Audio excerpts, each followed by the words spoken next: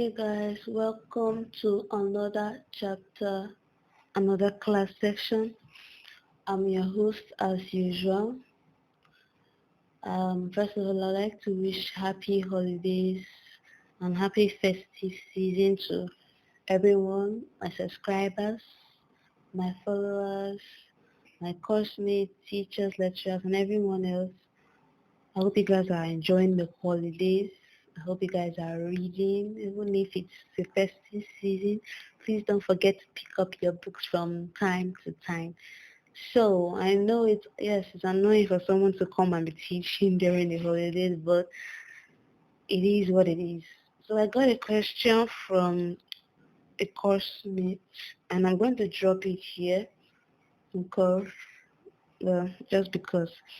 And the question is on a topic I've done before, but I didn't deal on a question like this. So that means this episode's topic is a questionnaire topic. So it's going to be dimensional analysis questionnaire. Okay, so I'm going to head on into the question. And the question says, using dimensional analysis, obtain an expression that relates period of vibration with the following, sorry, I have the code, with the following radius A, density, I can't remember the name of this symbol, let's just call it P, and surface tension, which is being denoted by mu. Alright, so I'm not going to do what I usually do and start from the basics all over again. I want to try and make this video as short as possible, also because the solving is a bit long, so I've written down some things. Yes, I've shortened down the everything, so I'll go ahead on. We have the parameters we're using for this question are T, A, P, and mu. So we have T, which is denoting period.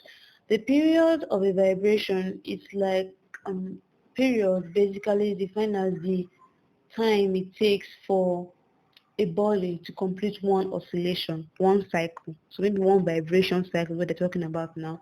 And since its period is denoted by time, which means it's in seconds. Then we have radius. We already know what radius is. Radius is the distance from the center of the circle to the circumference. So obviously it's distance, which means length, or the SI unit is meters, or it's the same thing as length. Then we have density. The formula for density is mass over volume. And then we have the surface tension, whose formula is force over distance. So let's go on ahead and write that down. We have the time, that's the period. Let's put A for radius. I'm going to call it P. Sorry, I can't remember the name for density. And this one is called mu. It's like Y, but it's bent. Or like a lecturer says, a curvy wavelength. So I'm going to drop their dimensional formula underneath. We have that time is period. Period is time, which means seconds. And so that means the symbol for in seconds, the symbol for the dimensional symbol for seconds is T also. So let's put it down as that. Then we have A is radius. Radius means distance, and so we're going to go with L, which is the formula, the symbol for it. You can go to the first and the second videos in my channel. You can see where I've given how to derive them already. Sorry, I don't want to go to the basics in this one. Then we have density. Density is mass over volume. Mass is given as m, and volume. Volume, the dimensional formula for volume is L raised to power 3. You know, you can it's gotten from cuboid. You can check it out there if you want to find the volume of a cuboid, of solid cuboid or cube.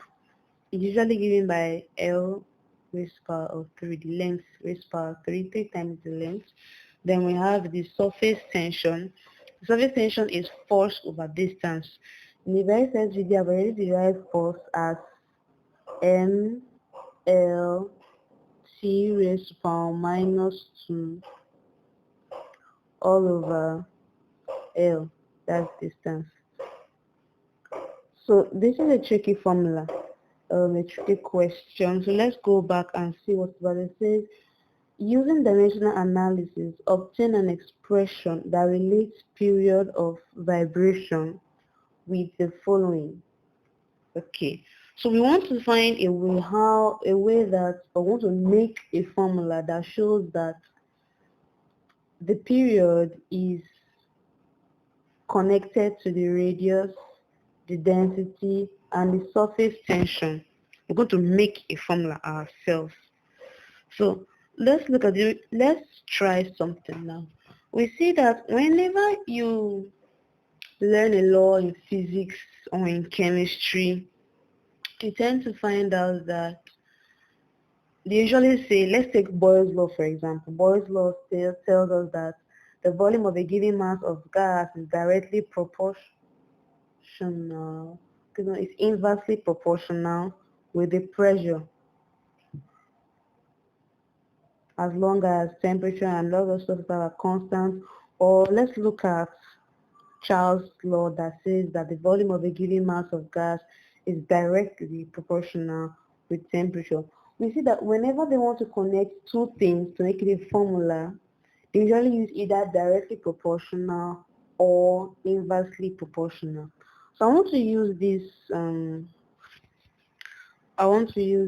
basis for how we're going to solve this question.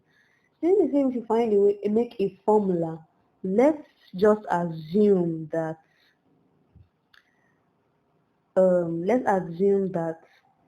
the period is going to be directly proportional to everything. We don't know if it's really directly proportional, but let's assume it for now so that we won't have any fractions. Let's say the period is directly proportional with the radius. It's also directly proportional with the density, and it's also directly proportional with the surface tension. Then going back to our question, since it's directly proportional, we've gotten all of them. We've related it through directional proportionality. And you know, when you use directional proportional or indirect proportionality, there's always a constant. This constant helps you to put the equal to sign. So let's use K since it's a common letter used for constant. So we have that T equals K, A, P, and mu. Okay, so this is the formula we're going to use to solve this. Now, we don't exactly know everything about this formula, so we have assumed that the period is directly proportional to all these factors that we've been given. Next, let's give them powers. Let's give them powers so that's basically what we're going to use to find the formula. If we have a power, we can know whether it's a square rooted power, like we end up having something like 1 over 2, or let's know if it's actually related to it as a square or related to it as a cube root or a cube. So that's basically what we're looking for now. So let's make the power for the radius, that's A, to be X. Let's make the power for P to be Y. And let's make the power for mu to be Z.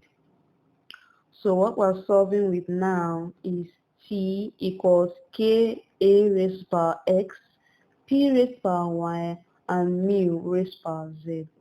So the basis of this question now is to find out what these powers are so that we can use it to find the actual degree of relationship or relation of these three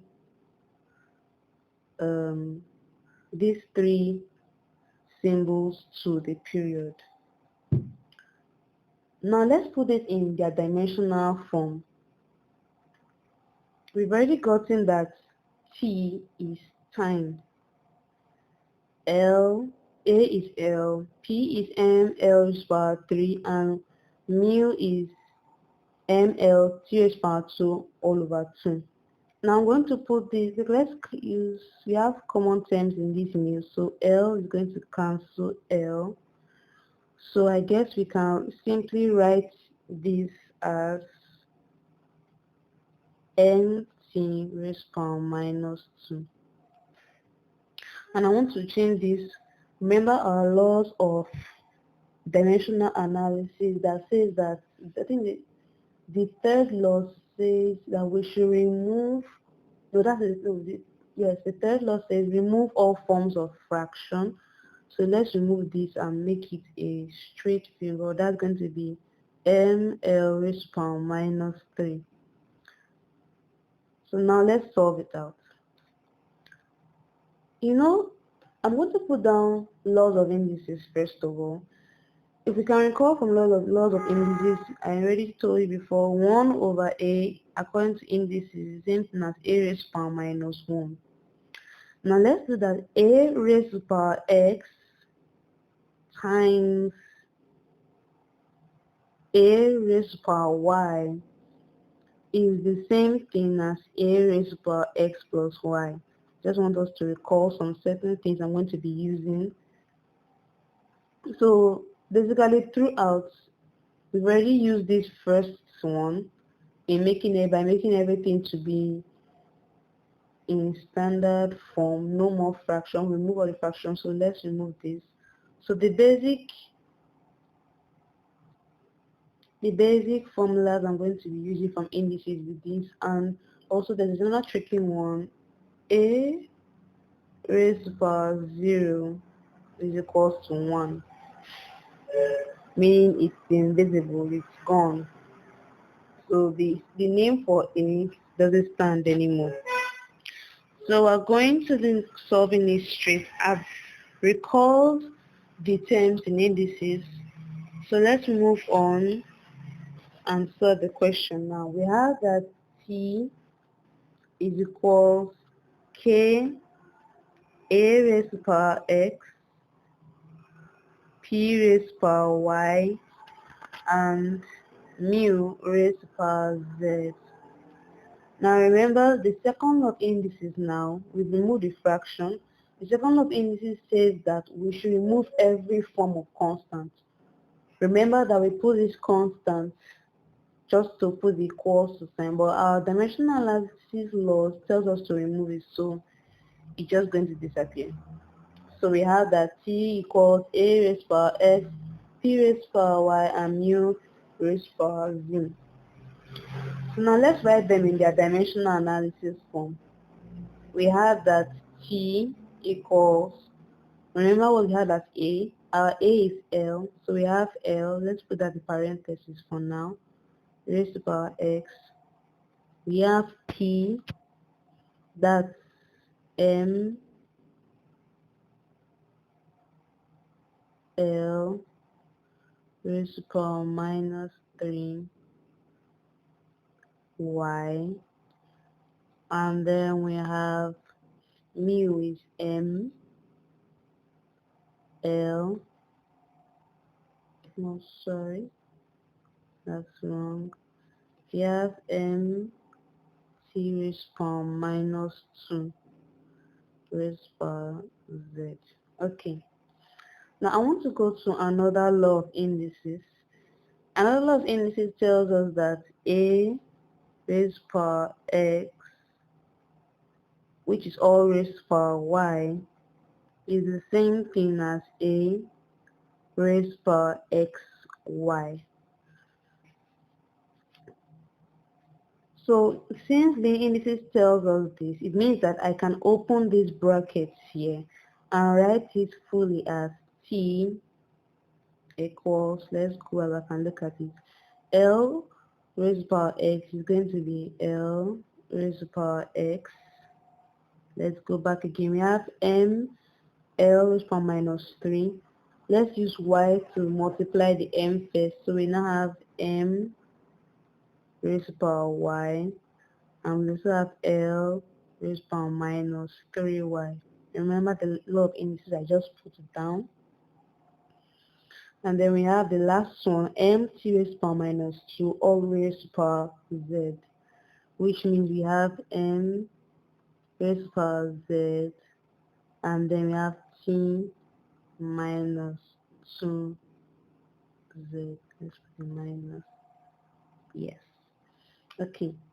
So we have t is equals l exponential x, m exponential y, l exponential minus 3y, m again exponential z, and t exponential minus 2z.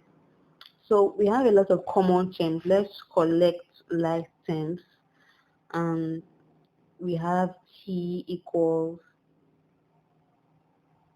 L. Let's multiply all the L's together, which means that Lx, we have Lx here, and we have L minus 3. Remember the law of indices that says a raised to power x times a raised to power y equals a raised to power x plus y. So we have L raised to power x and L raised to power minus 3y, which means that L is going to be raised to power x plus minus 3y. So the next one on the list now is m. When you're solving something like this, I think the best thing to do is you can circle them like this, or you can stroke them so you know which letters you're already taking. Most of the times when I'm solving this, I tend to forget or mix it and end up adding maybe more x than I need and stuff like that. It's just a preventive measure. Okay, so going back and let's look at m again. We have m raised to power y here, and we have m raised to power z here. So we have m raised to power y plus z, and t stands alone, so t raised to power minus 2z. Okay, so we successfully used two of the rules of indices that we stated earlier. We've used this first one, we've used this second one. Now let me show you where this third law is going to come out. It's going to come out with t, because we want to use what they call direct comparison. It's a common theme we use in mathematics and physics. I think there's ways in chemistry at times, but it's rare. So saying that t, or the period, dimensional formula for t, that is period, is t, is the same thing as saying m raised to power 0, l raised to power 0, and t raised to power 1. Because m raised to power 0 is the same thing as saying 1 times l raised to power 0, which is also 1 times then t raised to power 1, which is t. So the formula ends up being just t. So since we have that, we're going to write this whole formula as, instead of using t equals mx, t equals all this, we're going to use m raised to power 0 times l raised to power 0 times t raised to power 1 equals lx plus, so plus times minus, let's open the bracket, is going to be lx raised to power x minus 3y. So let's write lx minus 3y. And then we have the next on the list is m. M is y plus z. We have m. Now they're all multiplied together actually. Y plus z. And then we have t, which stands alone as minus 2z. So I want to use direct comparison. Direct comparison, as the name implies, is it's the Okay, I'm going to use direct comparison.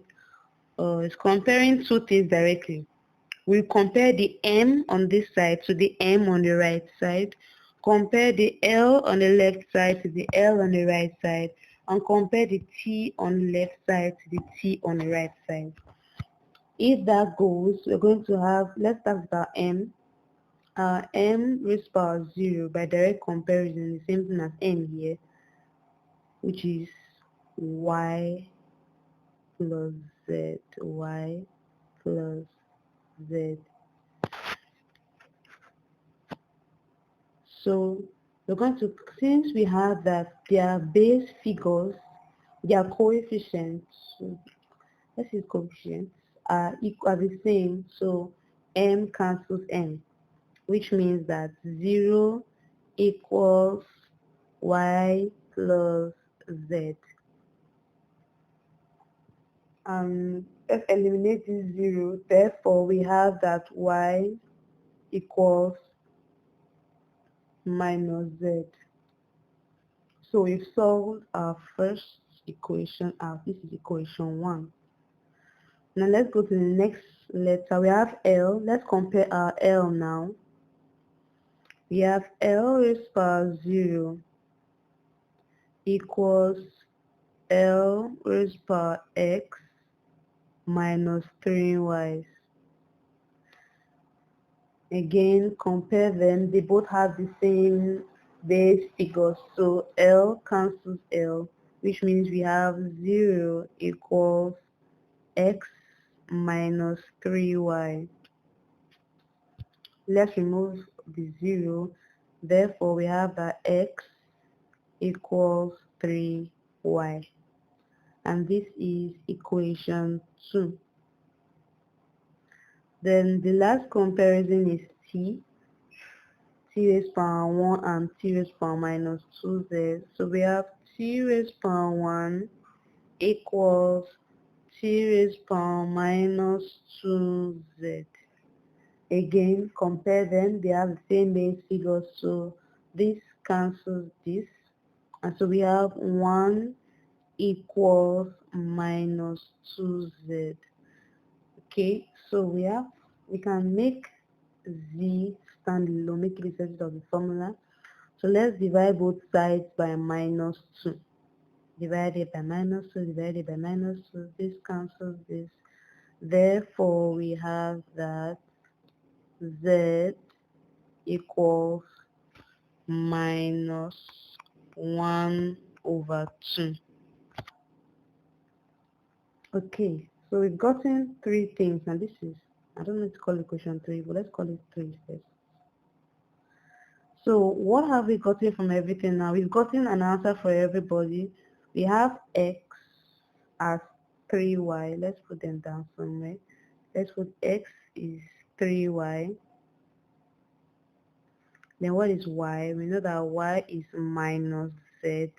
And then we have z is minus 1 over 2. So let's give each of them figures. Since we know what z is, it means we can find y. It means that y is the same thing as minus 1 over 2. Minus multiplying minus gives us plus. Therefore, we know that y is equal to 1 over 2. And since we know that y is equal to 1 over 2, meaning we can find x. That means this is the same thing as 3 times 1 over 2. Meaning our x, okay, let me try and write it down here. Meaning that our x is equals 3 over 2. Therefore, let's put the answers down. X is 3 over 2. Y is 1 over 2. And Z is minus 1 over 2. Okay, good. We've gotten all the exponentials. So let's go back to the very beginning again. Where we said that t equals a raised to power x p raised to power y and mu raised to power z. Let's impute these figures, which means that we have t equals okay, wait, let's start k back. So we're no longer using the dimensional formula for it, so k can come back. K a raised to power, a raised to power was raised to power x, so which means that a is raised to power 3 over 2. We have y is square, which means y is 1 over 2. And we have z is minus 1 over 2, which means mu is raised to power minus 1 over 2. Okay, so let's try and remove them from fraction. I guess this is the same thing as saying that t is k. A raised to power 3 over 2 is the same thing as saying 3 times 1 over 2. That means a is the same thing as, this is the same thing as saying q square root of a cube. Yes. The fraction gives the root, while the number above gives the let's say square. Yes, let's call it square. So a raised to power 3 over 2 is the same thing as saying root a cube. Then p raised to power 1 over 2 is the same thing as saying square root of p. And mu raised to power minus 1 over 2 is the same thing as saying square root of 1 over mu.